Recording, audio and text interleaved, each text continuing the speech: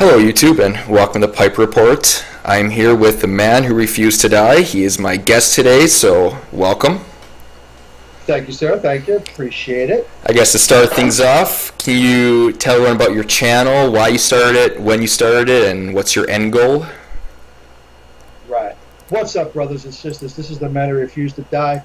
Those of you that know me know that I tend to not speak on rhetoric. I speak plain. The reason I started my channel, I've been wanting to do this for years. I used to wrestle for a living, so I know how to talk on the mic. I'm pretty good on the stick as far as just bullshitting and saying whatever comes to mind. But where I lived before I moved out here, I didn't have a whole lot of space to really do that without outside forces being overly loud and all that shit. So when I moved out here to get married, everything just kind of fell in place. I have my space to work in. It's not, as you can hear, it's not overly loud. You don't hear very many people screaming or dogs barking or any of that crap. But my channel was basically because I was tired of listening to the mouthpieces that want to bullshit everybody. Pat you on the head while shit's going wrong and say how great it is and you should be proud of that and you should be grateful. Well, no, I'm not grateful because I bust my ass for a living. Yeah. Just like everybody else does. And I don't have to be fed bullshit.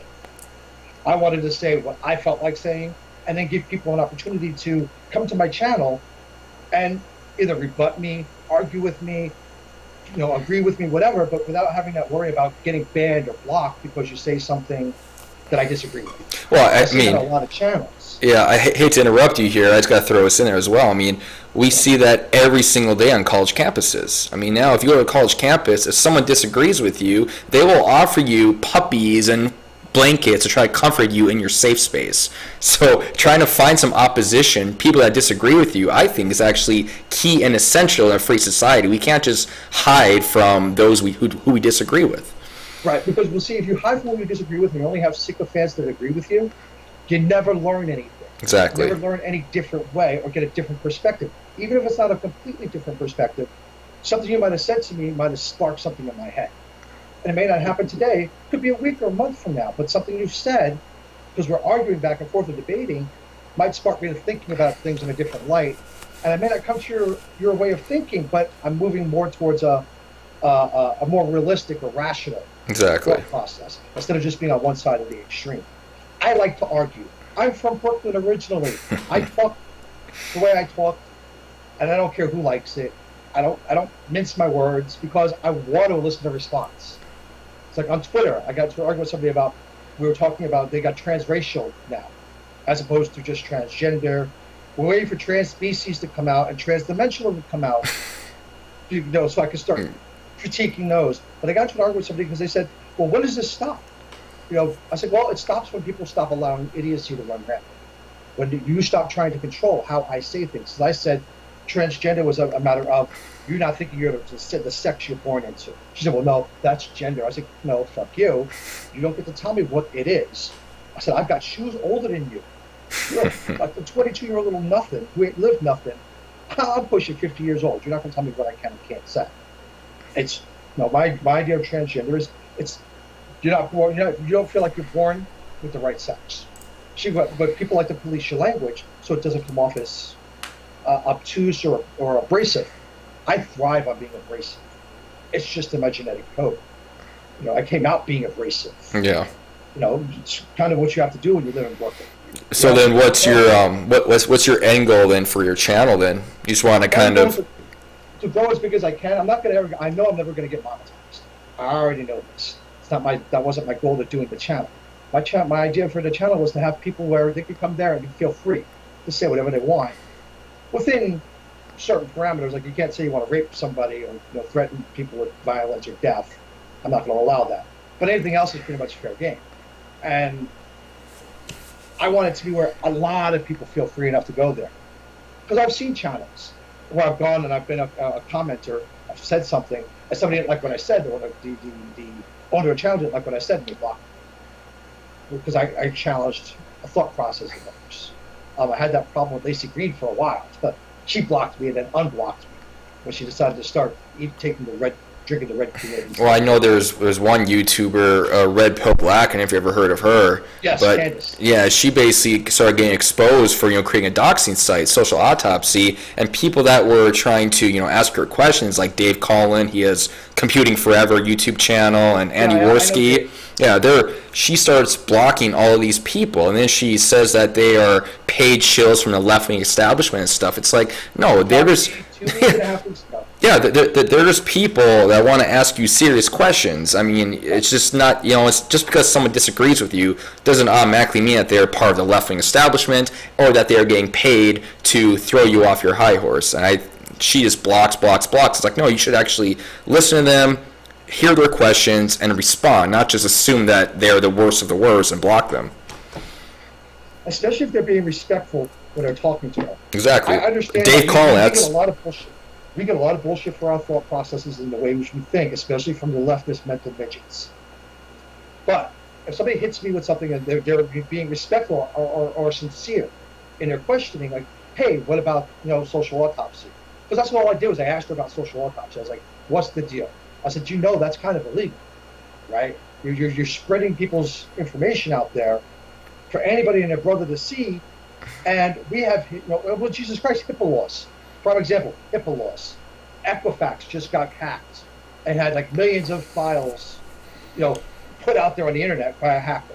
That shit's illegal. So when I asked her about it, I was told to go fuck myself, block. I was like, wow, holy shit, man. Yeah, literally, I was told to go fuck myself and block you. Yeah, she was trying to get children on there as well. Like, you can get like dox children there, which that definitely is illegal. Right. Well, doxing anybody is illegal. If you ask any of the local law enforcement, that is illegal. Mind you, there's not a whole lot they can do physically because this is the internet.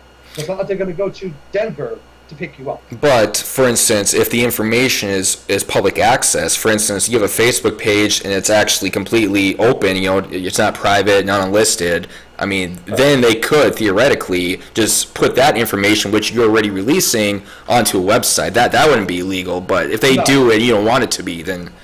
But see, the thing is, with the social autopsy page, I checked it out months ago, just hypothetically, just running shit. And you could find people's social security numbers, their bank statement numbers, all that crap is all sensitive information. Anything that you can Google, like you can Google your own name, and anything you've got open will show up. You can buy reports on you.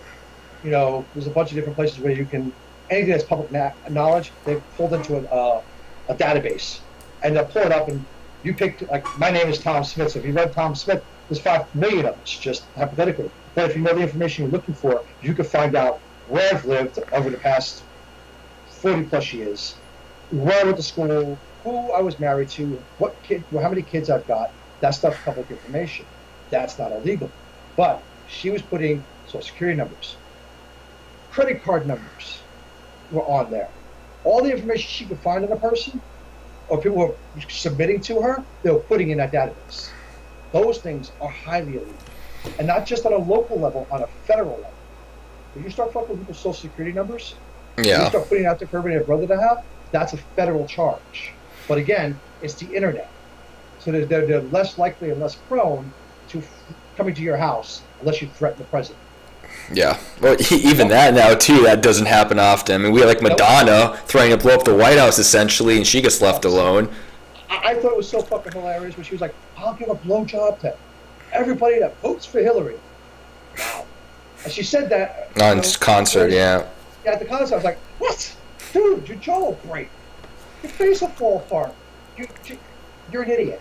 No, they should take away her green card because she can't be here legally. She can't be here normally because none of us are really that stupid.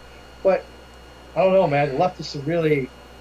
I get yelled at all the time on my channel by people. They'll DM me or DM me on Twitter, telling me I should go kill myself. I'm like, well, if I went and killed myself back when you wanted me to, you wouldn't have the rights or freedoms that you have because people like me are the reason why you have them. Actually, with that, I'm going to get back to that now. So I'm kind of curious. Your name is Man Refused to Die. You're wearing an eye patch, so I got to ask, what's the story? Okay.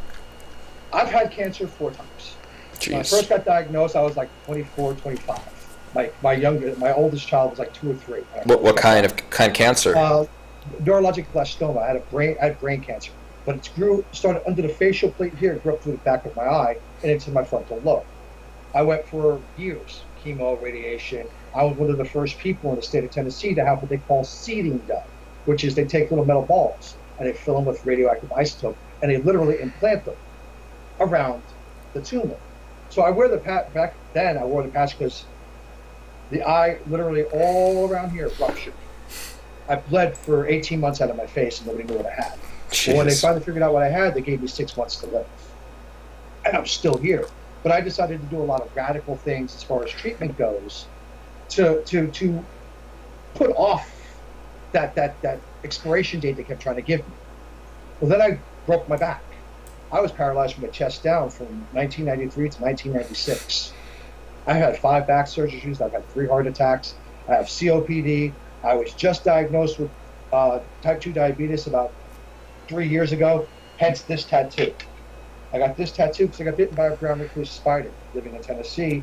The arm subturated and swelled up and started to turn necrotic. Went to the hospital, went to a few hospitals. And the last hospital I went to was like, so, Mr. Smith, how long has your diabetes been out of control?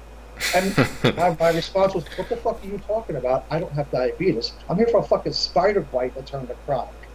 No. You have diabetes. Your sugar's over 700. I'm like, no. You got the wrong fucking patient. There's a lot of Thomas Smiths in this fucking world. But turns out my sugar was over 700. I didn't know it. I didn't have any symptoms. But the spider bite's how I found out.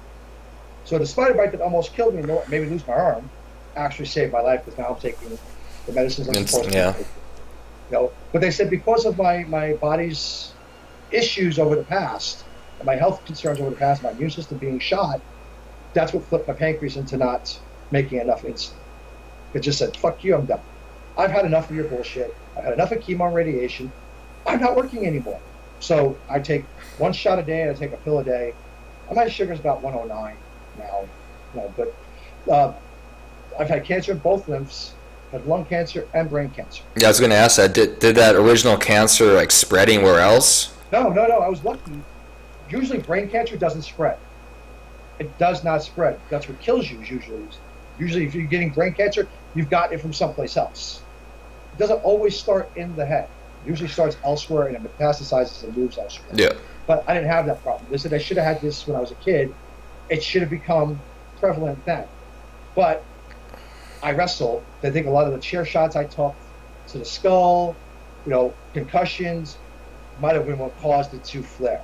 So your eye, you basically had part of the cancer was in the eye. That's why you had to remove it.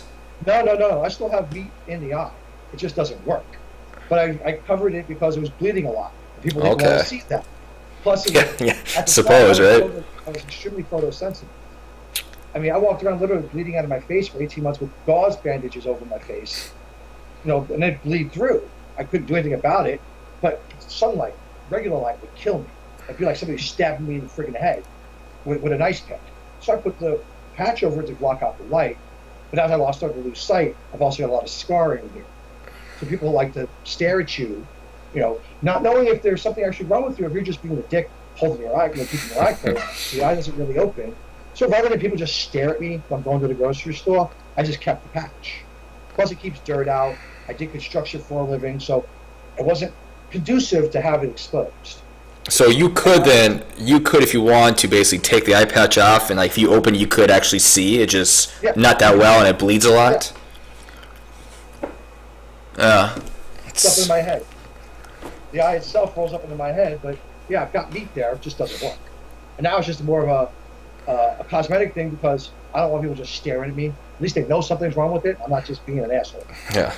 Tell you never want to friggin' lose an eye because depth perception is a bitch. Oh, yeah. I misjudged door frames.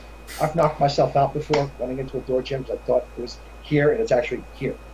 And I smacked myself in the head. There's a guy, he's a couple years older than me. He, I forgot what happened to his, but he only has one eye now too, and he said it was rough. He's kind of used to it now, but he said it was rough for 10 years, even longer. Meetings, like when you and I are texting, or messaging, I have to make sure I expand it and make the words the font really big so I can see what the hell you're saying. Because a lot of times I'm looking at my phone going, "Huh? Yeah. What did that say?" I call it fake reading. because I'll fake the images, the shapes of the words, and then I'll assume that's what the word is, and I'll go with it from there. It's not just some interesting conversations via text on occasion. I just put it on autocorrect. Like, I don't know what the hell my phone was saying. Sorry. So how's your prognosis right now? Like, are you cancer free at the moment, or? Yeah, I'm cancer free. I've been cancer free for a few years now. The last one was my lung. I had small cell lung. I was at stage 2. I caught it lucky. I've also become paranoid. So when I feel something doesn't feel right, I immediately go to the doctor. Oh, I'm sure, yeah. I don't trust it. I don't trust anything. My tattoo, I've gotten some new work done in the past couple of weeks, but a month ago, I caught an infection from having this part of my tattoo done. Right here in this spot here, you can probably see the discoloration. That got infected, caused me to have a lymph infection. So I had to stop getting ink for a while because my armpit was swelling up. I was like, oh, no, we can't have that. That shit hurts. I've already had it operated on a couple of times. I'm not doing that again.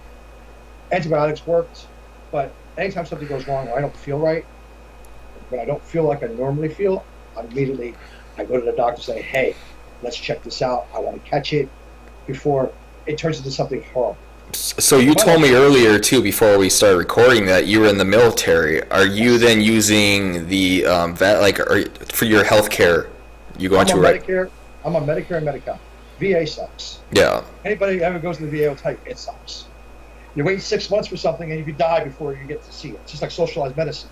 You can wait 6 months to go see a doctor for your kidney issues, and you die from renal failure before you get to the appointment. I'm on Medicare, Medi-Cal. What they call Medi here. I go wherever I want. It's all paid for. It's all covered because I'm on Social Security disability. I don't have to worry about any of that. I paid into it for years. Now they're taking care of my medicals, and paying me a little bit every month because I busted my ass and I earned it. Yeah. So yeah, I don't do the VA because VA sucks. Could you talk about your military experience? Like, what were you exactly? I was electronics warfare. I tracked platforms, hostile platforms, nuclear carriers, and we blew them up. I also did underwater demo for a long time. I did 4 tours during Desert Storm, Desert Shield. I'm that old. And the military, when I got out, was when they were downsizing everything.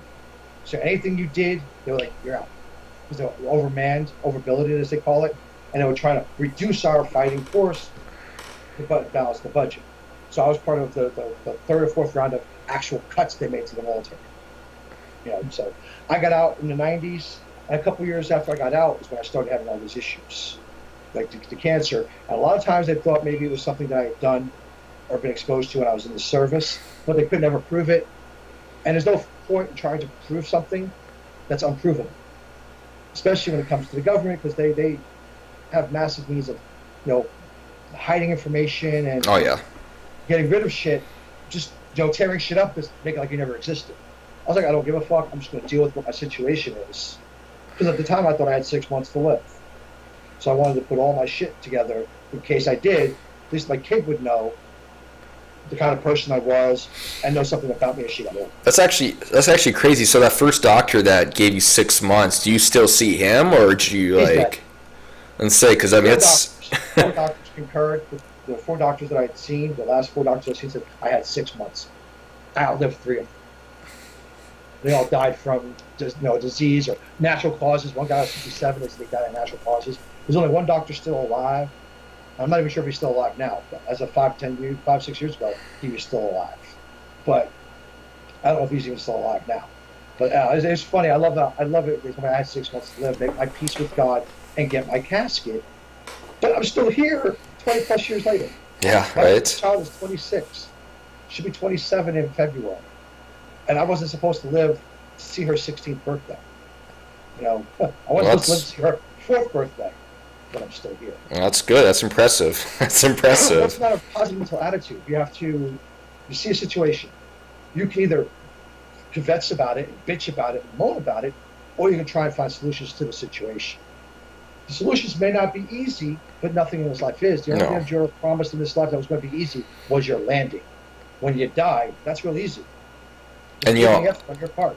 I'm going to circle this back to politics then. I think that is a problem with especially today's millennials, is that they want their life completely comfortable with them. They do not want to step out of their comfort zone. They want mommy and daddy to support them. And then when they go to college, they want their professors to agree with them. And it all comes back to this, safe space mentality. And that this safe space mentality is only going to degenerate the state of America the way it's in. Like Clint Eastwood, I think it was a 2012 Academy Awards, he basically called today's generation a bunch of pussies. Or maybe it was 2015, but a bunch of pussies. Yeah, I and that. It's so true, because people now, like, if you offend someone, I'm going to go tell on you, I'm going to go hide. Like, no, it's... there's no such thing as hate speech, all right? It's just, speech is like either you agree or disagree with it. Yes, hate speech or speech can be violent, and that is wrong, but trying to suppress speech because you don't like it isn't helping anyone, and it surely isn't helping you. Well, I'm sure you saw. I'm glad you said that. I'm sure you saw the 4chan thing where they said, it's okay to be white. Yeah. I'm an outspoken proponent of. I don't give a fuck what you are, but it's okay to be me. And I happen to be white, Christian, a gun toter and a military supporter. You could be a communist, but you're not going to be in my presence, because I don't deal with people who are of the communist bent or the socialist bent, because it's too easy to fall into that mindset and become one of the sheep. I like to look at the millennials now as they're all sheep, and I'm a wolf. And wolves don't care about the opinions of sheep, because sheep are food. I saw some funny videos where people are trying to argue that slogan, "It's okay to be white," is in itself racist, because it makes people that aren't white feel uncomfortable. It's like, it's the complete opposite of that. Well, did you notice something? I was talking to my wife about this the other night. We were talking about the whole "it's okay to be white" thing. Do you realize 60 years ago we used to call black people colored people? Okay. Now, mind you, in the 80s and 90s, it became passé and out of style to do that, especially in the Northeast coast. In the South, you had a lot of old Southern grandmas and grandpas that still said, remember that colored guy who used to come down and do our lawns and shit back in the day? You can't say that anymore. But look at what they're calling themselves now. People of color. So it's strange how they fought for all these rights to be in our sphere. Back in the 60s and the 50s, they fought for all these rights, but now they're trying to go back to what it was then. And if we said, okay, we want an all-white school or an all-male school, you can't have that. I mean, look at Harvard this fucking year alone, or last year, having all-black graduation, separating the graduating class by color. That is the true definition of racism. If you fit into a certain group because you're a certain color, or you get a certain privilege because that's fucking racism. They don't see that. I don't understand how they don't see that. Their mamas and daddies and grandparents fought to be the same as the rest of us. And these millennials are pulling that away, undoing all the work of Malcolm X, Martin Luther King, Medgar Evers, all these people that died and sacrificed so they could get more rights and become on the same level. They're tearing all that framework asunder. Because now they want everybody to pat them on the ass. That's the biggest opposition, too, for me anyways, in cultural appropriation. Because cultural appropriation is segregation. And segregation leads to discrimination, which tends to include racism. So, your point right there, I mean, what Dr. King did and Malcolm X, all this civil rights that happened over the last decades are now being pushed back to where they started.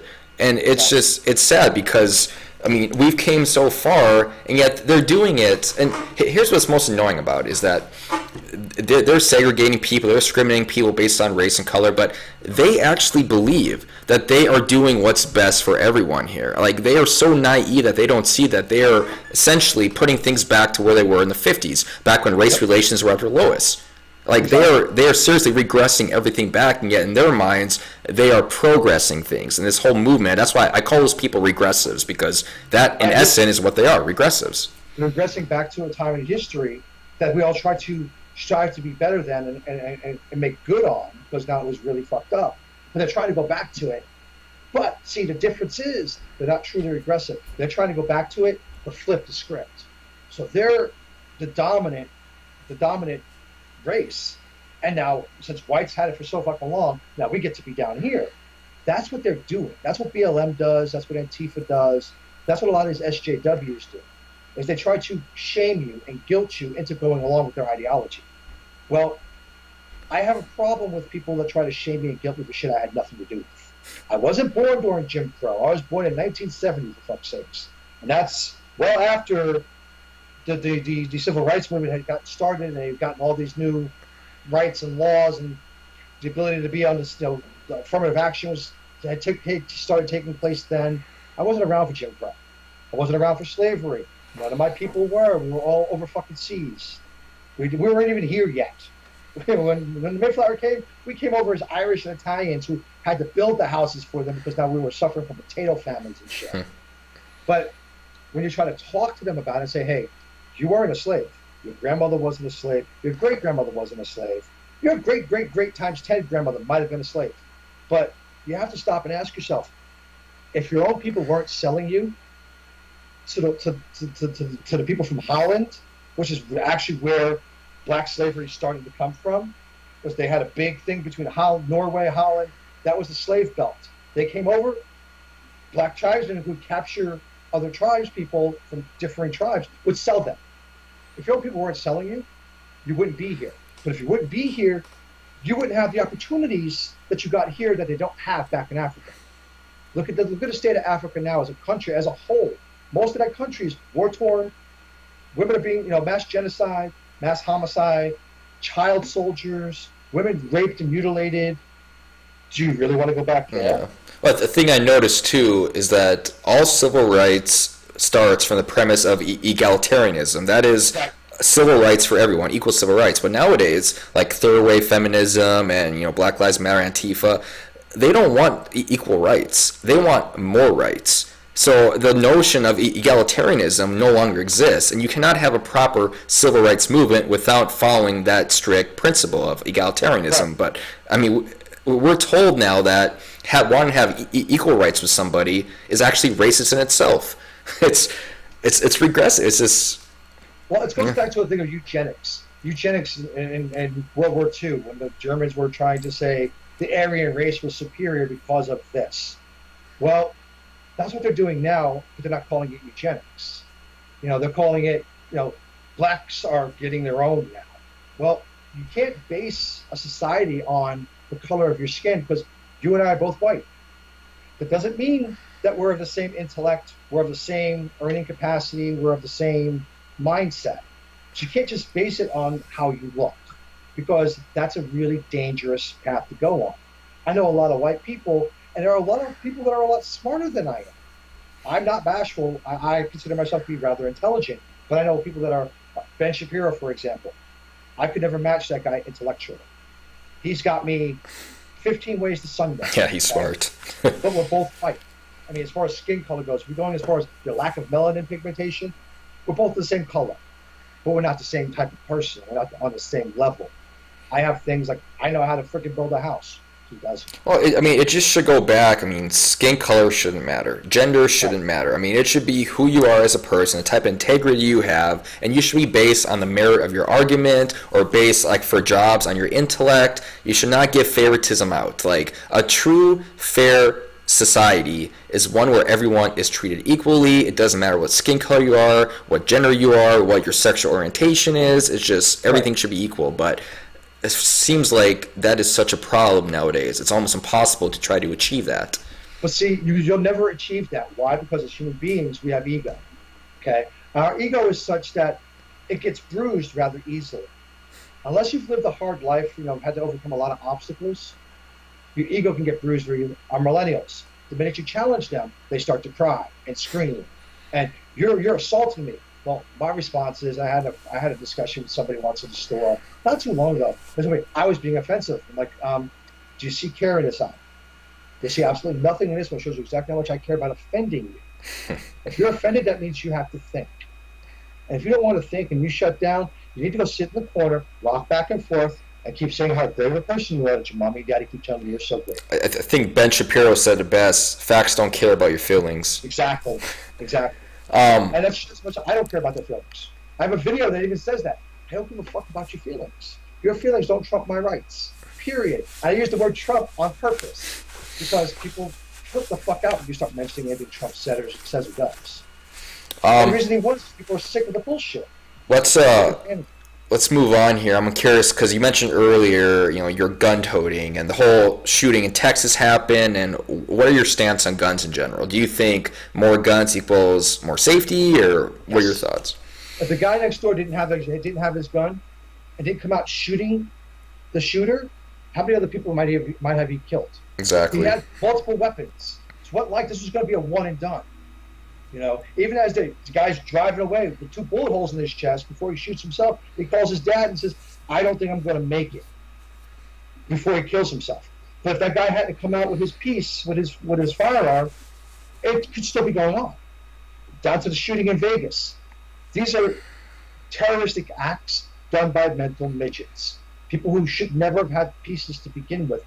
Even the government said they fucked up by giving this guy in Texas. I watched the interview he did, the guy in Texas, the hero, with Steven Crowder. I don't know if you've seen that or not, but I recommend. Yeah, it's a great interview, and he even said too. He's like, later in the video, he's like, I don't want to turn this political, but I mean, if I didn't have my AR-15 on me, there's no way that I would have been able to stop him, because he had an AR-15 and the hero had an AR-15. That's the only way to shoot him. Body armor. Yeah, he's wearing body armor. Yeah, full kit body armor. Here's what's really annoying, but it happens a lot. I think it was Salon did the magazine. They said basically that the shooter had an AR-15 and the Texas guy who stopped him had a rifle. They conveniently left out that the hero of Texas also had an AR-15. Right. Well, it's being disingenuous, and they figure they can get pops. It's kind of like bait. It's like clickbait. If they say, "Oh, he had a deer rifle." Well, AR-15 can be called a lot of things, but not a deer rifle. Can't really be called a rifle. Yeah. It's an assault weapon. That is what it is. Well, it's a person stopper. I did a video too, I think, the other day. The shooting in Texas is actually the worst case scenario for those on the left, because they argue that the good guy with the gun doesn't exist. Here we have incontrovertible proof that the guy does exist. He probably saved a dozen or so lives, and he did so. He was an NRA member. He was a weapons instructor. He used an AR-15. I mean, he did everything that people on the right say. Like, if a good guy has guns, the majority of people in the country are good, and they will stop those who are bad. And right. I did a video way in the back too, the truth about gun control, and the CDC estimates that 80% of gun homicides are gang related, while 60% of gun deaths are from suicide. Also, if you look over the trends in the past few years, gun ownership has actually been going up and gun crime has been going down. So gun ownership and gun crime are inversely proportional. But look at the gun crime in Texas, where everybody and their brother is able to carry a gun.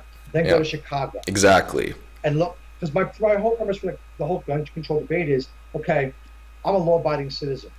Okay, the police will tell you they're not there to stop the crime before it starts. They're only there to investigate after it happens, because there's nothing. They're not psychic. They can't just be there before the crime happens to stop it or stop people getting killed. They can only pick up the pieces and stop the perp after it's started. If you've got a gun, they'll tell you, shoot the fucker. If you don't got a gun, they'll tell you to go hide.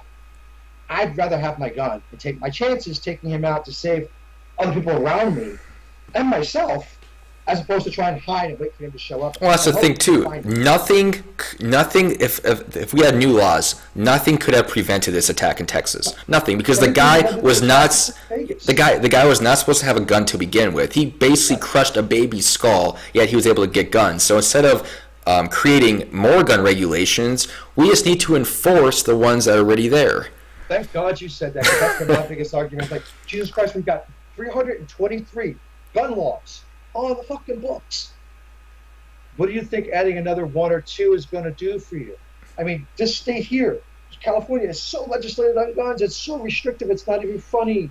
Even down to my father-in-law has modified magazines that he has to get rid of because now they've made that illegal. Yeah. Mind you, that's being challenged in the Supreme Court now. A federal judge stopped that. Said, no, fuck you. You can't say what kind of ammunition they can use. That's against the Second Amendment. So now they're taking it up to the Supreme Court. I think that's called Proposition 63, if not mistaken. That's the whole California. Right. But anyways, right. But they've made so many Even Yeah. just in the past few years, they've made so many restrictive laws. But look at the gun violence here. You can't go to places like Crenshaw or East LA. Everybody and their brother's got a piece there, and they'll shoot you because most of our gang, most of those neighborhoods are gang Well, strong. yeah, it comes back with the CDC. 80% of gun homicides are gang related. So, do you think a gang member goes to the corner gun store, uses their valid ID, buys a gun, and goes shoots a rival gang member? No, they're going to get their guns illegally through other gang members. I mean, so basically, by taking guns away, you are only taking away the guns from good, honest citizens who aren't bad people to begin with and who actually need them to defend themselves. Well, the reason I think the government, the left tries to take our guns is because they want everybody to toe the line. Okay, I'll go back to World War II. When Hitler was coming up, he was getting power, he was becoming more powerful. He started to disarm the population. He made it a crime for regular citizens who aren't military to own firearms. So they had mass gun confiscations. Germany, being in the shape that it was in after World War One, and needing something that they didn't have, said okay. So what happens once you take away all the guns from because we outnumber the military 3-1 in any country. The military is always a smaller population of the main population. If we all had guns, World War II could have ended a whole lot differently, because you had a lot of people who didn't agree with Hitler, but now they're disarmed. They have no way to fight against it. When the only people that have guns is your government, you cannot tell me that the government may not turn usurpacious. I mean, Jesus Christ, if Britain had taken our guns from us when we were here, there never would have been a Revolutionary War. Yeah, It wouldn't be a country now. It would still be a colony of Great Britain, like India was. There's a quote I always say by Hitler because people, I mean, he says to conquer a nation first, disarm its citizens. Exactly. And, but people, there's a lot of just wrong social stigma regarding guns too. Like, I was watching a clip from The View, and Joy Behar and Whoopi Goldberg were talking, and they were saying, like, I don't see why people need automatic weapons. It's like, they can have automatic weapons. Those are already illegal. They've been illegal since the 1930s. There's this misconception that you can go to a gun store, buy a fully automatic weapon while you have a felony on your record, and while you are, mentally ill, and buy a gun legally and go shoot people. It's not like that. It's actually pretty hard to buy a gun. A lot harder than people think. Especially if you're buying it legally. And they talk about the gun shows, the flea market gun deals. That's bullshit too. Those loopholes. Crowder debunked that, actually, yeah. Yeah, exactly. Those loopholes were killed 5, 6, 10 years ago. Granted, 70s, 80s, even early 90s, you could do that. Because, especially with rifles, a lot of places you have open carry with long rifles. Doesn't require you to have a license. I can go to Tennessee and have a shotgun, and they're not going to say anything to me. And I can carry it openly. I don't have to have a license for it because they do a lot of hunting there. That's the loophole they keep talking about. Problem is, I can't do a whole lot of damage with a shotgun, especially double barrel when I got to keep fucking popping it and putting 2 more shells in. If you have a piece that's a semi-automatic, you're going to kill me before I do a whole lot of damage to anybody. But the premise that our forefathers only wanted us to have muskets, no, they wanted us to have the equivalent of what the military has to help defend ourselves in case the military decides to stage a coup and take over the country. Oh, exactly. I mean, the point of the Second Amendment wasn't for people who can go hunting. It wasn't to protect people from other people. It was to protect the people from a tyrannical government. Exactly. That is why it was created. Not for hunting, not for all this other stuff, to protect us from the government. And people conveniently leave that out. Well, and to form militias. But now, if you talk about a militia in this country, they'll automatically go to white supremacist, white nationalist, neo-Nazi, Waco shit. Okay? You can't have a militia that they haven't put a bad stigma on. Because every time you hear something about a militia, like the Texas militia, oh, they got all the white supremacists. Well, it can't help that in these areas where the militias are formed, the main majority of the population is white. You can't help that. I mean, it's just that's how it is. A lot of the other minority races don't care enough about it to want to stand civilly to defend their state or defend their country. They want it to be done for them. I mean, and that's evident by when you go to places like Chicago, where they give a shit less about the government. They give a shit less about cops. They think we're all pieces of shit, and the only good cops are dead men. It's just hard to follow the Second Amendment and do like the Second Amendment wants you to do when the left and regressives tend to make that a very socially stigmatizing force. Right. I would not be a part of a militia only because I don't want to be called racist, because I know I'm not. None of my children are white. They're all mixed. My first marriage was to a Cherokee Indian. Our oldest daughter is Cherokee and white. So it's not like I'm full, Yeah. I've never really.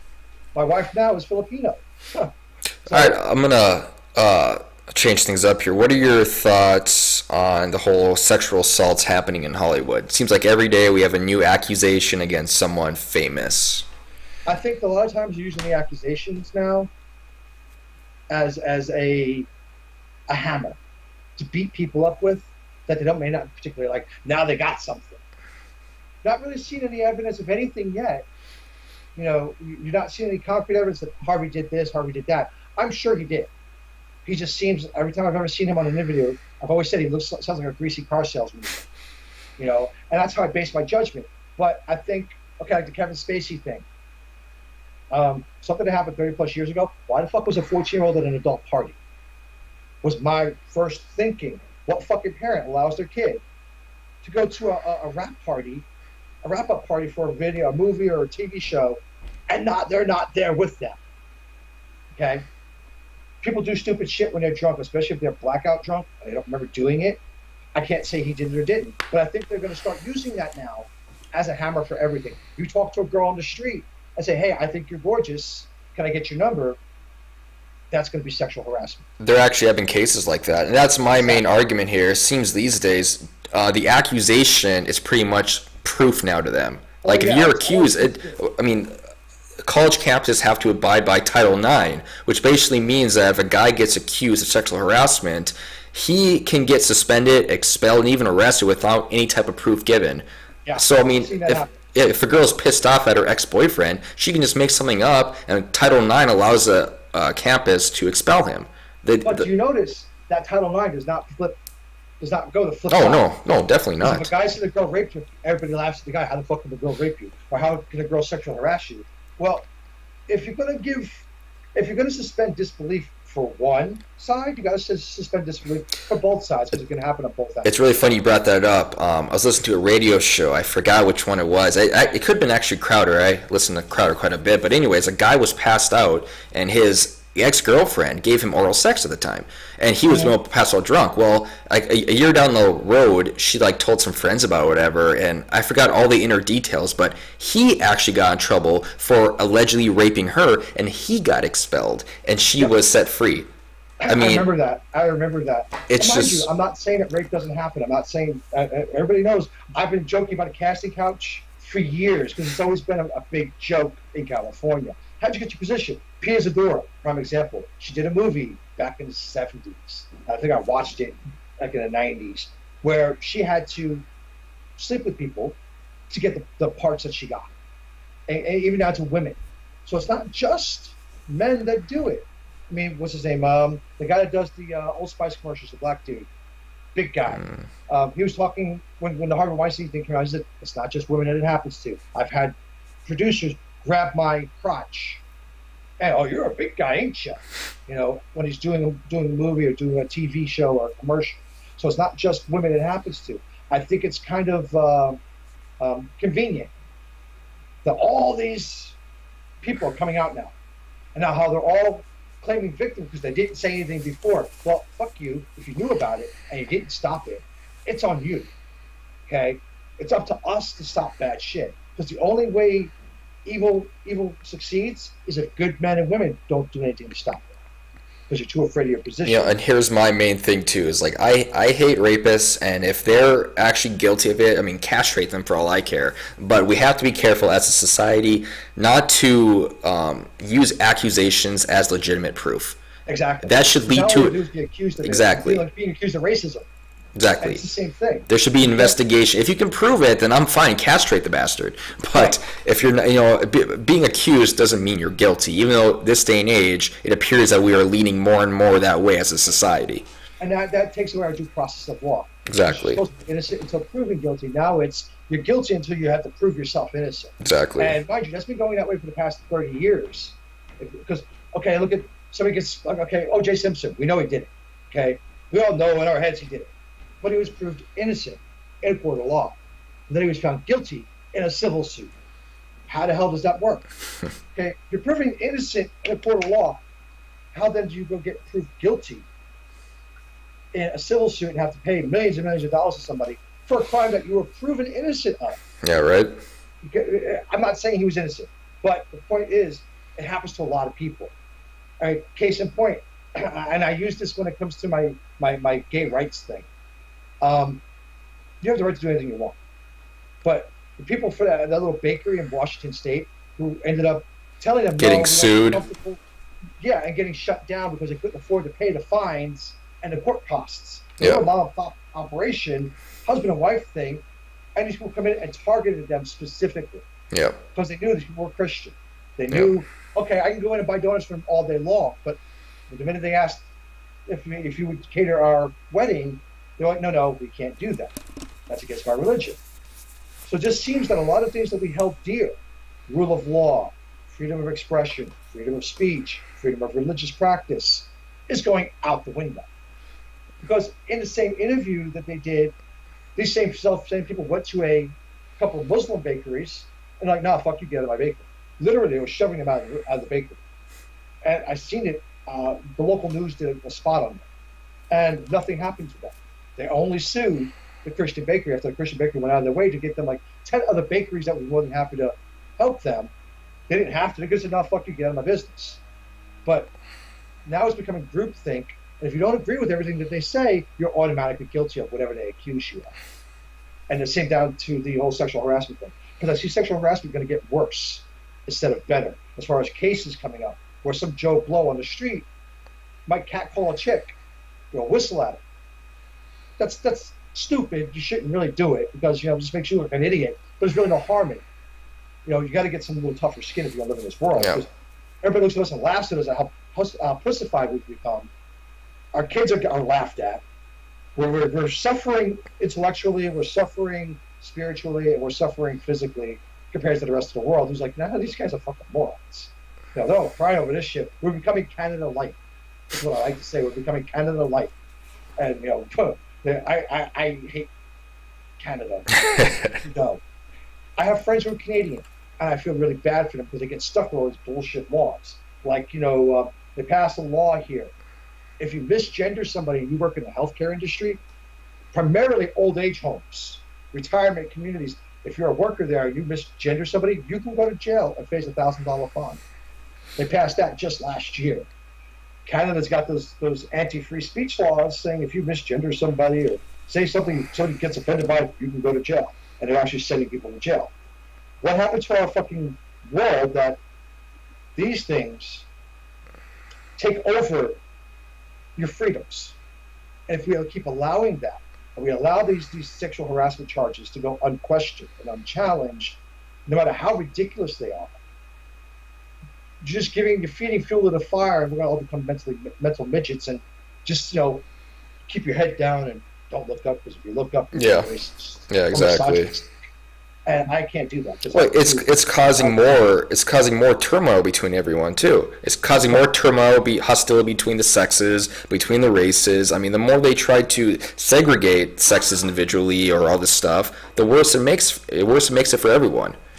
And I kind of have an idea about this, but where would you stand if you had to pick your political affiliation? Where would you stand politically? I'm a Republican. Tried and true. I'm on the right. I can never be on the left because I can't suspend disbelief. I believe that a man is a woman and a woman is a man, when outwardly they're the opposite. I also can't believe in things like other kin who think they're fucking dragons and unicorns. I can't suspend my disbelief to follow that path. But I'm a conservative by nature. I'm a fiscal conservative. I'm also a constitutional conservative. I believe in following the Constitution as it was written.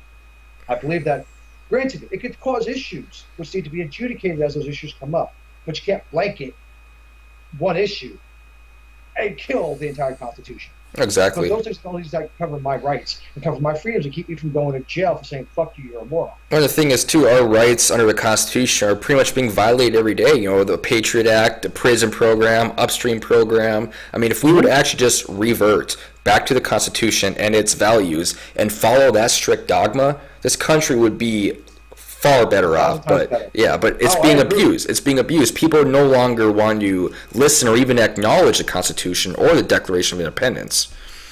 Well, and my thing is, I took an oath to defend both of those pieces of paper, and just because I'm not in the military anymore, and you'll see a lot of military members who are, patriotic and support their country, will say the same thing.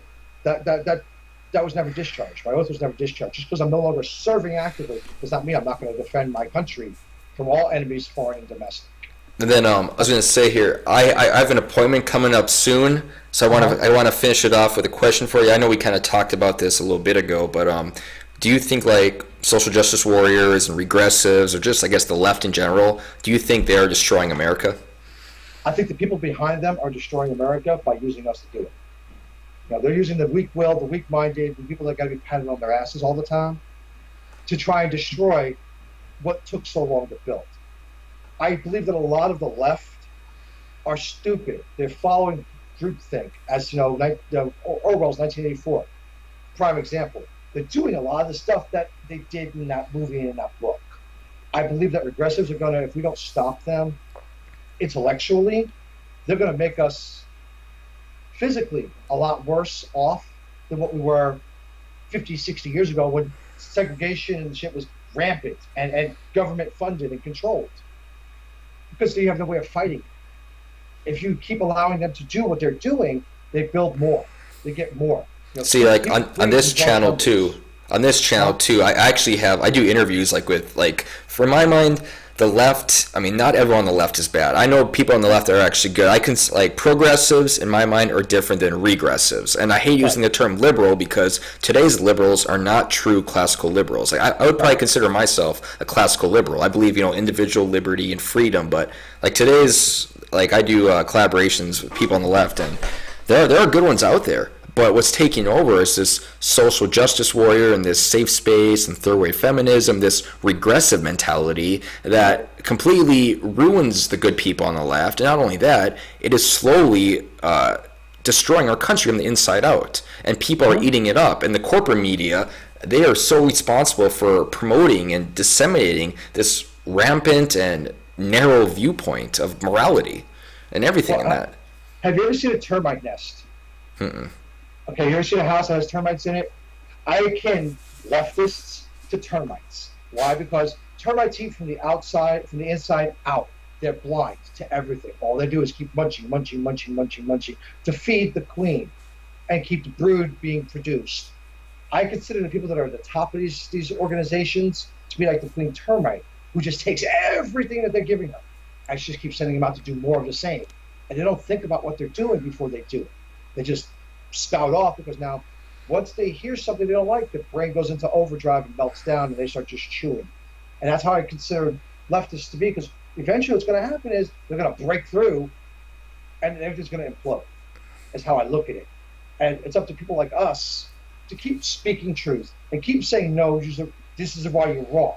This is why your ideas aren't going to work. Socialism has never worked. Communism has never worked. Look at Russia in the 90s, died. Had to go back to capitalism. And now they're not even a full communist now. They're trying to say they are, but they're more of a communal, capitalistic society now. You can't have everybody thinking the same way. Yeah. Because nothing ever changes. And if you follow the beat of everybody else's drum, then what do you actually think? And that's a personal thing for everybody that thinks about these things. You don't have to agree with everything they say. If you like some tenets, great, but you can't kick your own thoughts out just to take on everybody else. Yeah, exactly. You lead yourself to a downfall and possible physical hardship, mental hardship, people dying, being abused. And it's up to us as people who think outside the box, don't follow groupthink, to say, no, these are wrong. So, I mean, I'm not saying that we're heroes or any of that bullshit, but when you have a whole tidal wave of what you consider to be evil ideology, it's up to people like us who are good people to say, no, fuck you. That's my philosophy on the whole thing. I don't No, like regressors because you can't talk to them. I think that's a good way to end it. So you two, this is the man who refused to die. You will find his link in the description. Do you also have a Twitter? Do you have any other social media you want to plug? Yeah, it's all my Facebook and my Twitter is all on my page. You can see it. Go to my About Me. It's like TJ Smith at Twitter. It's at TJ Smith on Twitter. I haven't changed the name there because Twitter likes to be a pain in the ass. But I Yeah, put right. some other others in there. And how I got the name was by Bearing, and I did my interview with Bearing. He titled the video "The Man Who Refused to Die." I was like, "That's slick." So Yeah, it's actually sweet you did that with Bearing. Bearing's good shit. yeah, I like Bearing. But see, I wanted my channel to be like him and Undoomed because they were really the guys that got me into wanting to do this. Because I'm a gamer.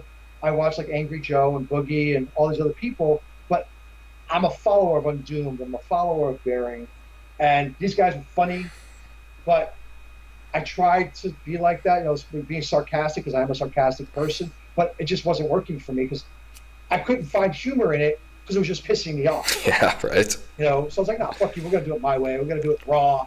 So you see, I don't even edit because I can't see well enough to chop and slice shit. I've tried. Believe me, I've tried to add intros and shit like that to my videos, and it doesn't fucking work because I can't see when you're cutting and pasting shit. I'm like, Oh yeah, fuck, it takes some work too. I believe it.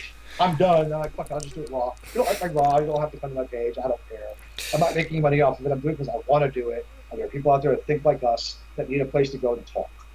Alrighty, well again, thank you for coming on, TJ. We'll have to do this again sometime. I appreciate my brother. Thank you. Ladies and gentlemen, this is the Man Who Refused to Die. As always, like, share, subscribe. Both of us. I will have his link in my description when I have the video to post to my channel. It was my pleasure, brother. Thank you for being so hospitality and so gracious. Oh yeah, it was good. Talk to you later.